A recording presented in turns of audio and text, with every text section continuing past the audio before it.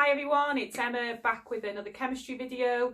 Today I'm going to talk about strong and weak acids and alkalis. So it's the year 11 topic. Any videos that I think link to this with acids and alkalis, if you've missed them, I'll leave in the description box below. So I think I just want to address a misconception. So when we think about when we're having some juice, so let's say I'm going to make some Vimto for myself. I'm not sure I'm allowed to say Vimto on YouTube, but I'm going to make some juice. I like what I would call weak juice, and my sister likes strong juice, and that's what we call it. Oh, I'd like a weak juice, please. But really, we shouldn't say that because it's not right. And what happens is when we look at strong and weak acids, we then start thinking the same as juice. When my sister likes a lot of juice in her cordial, she likes a concentrated juice.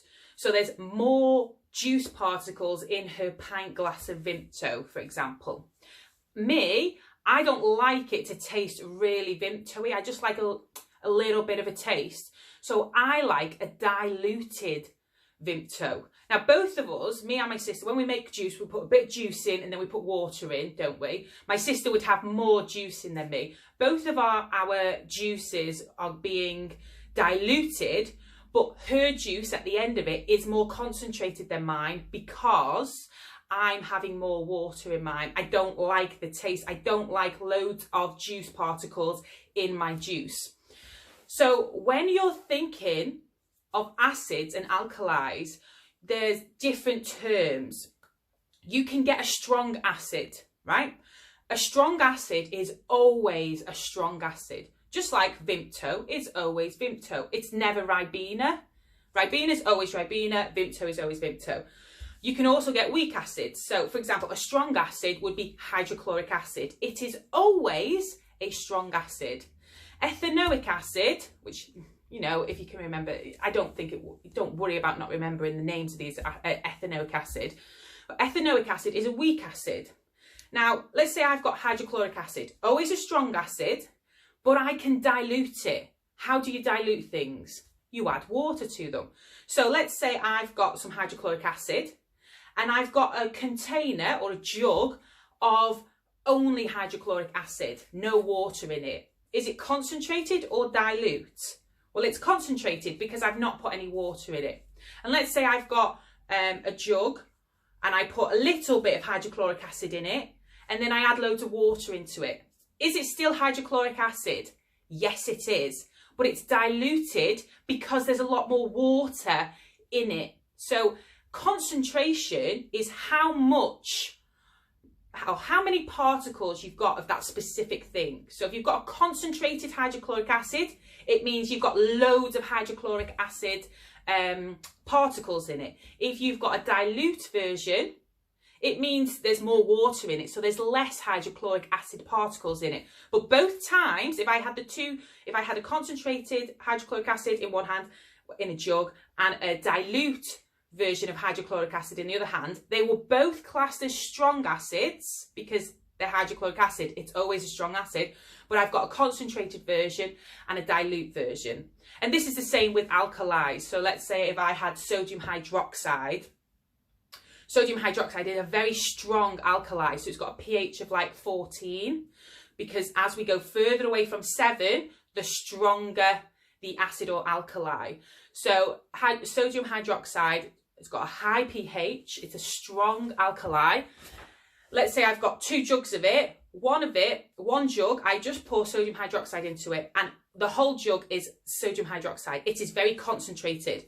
The other jug, I put a bit of sodium hydroxide in it, but I also add loads of water. Then I have diluted the sodium hydroxide. Are they both still a strong alkali? Yes, they are. However, one is concentrated because it's got loads of sodium hydroxide particles in it, and one is dilute. I'm just going to give a little bit, I'm going to go, this is more higher now. I'm going to say why. Why are some acids strong and some weak? Why are some alkalis strong and some weak?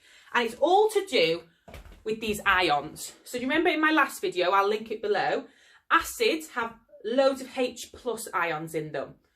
Alkalis have OH minus ions in them. If it's a strong acid, it basically means that all of the H plus ions ionize. Now there's two words we could use for this. It's ionization or dissociate. They will accept either word.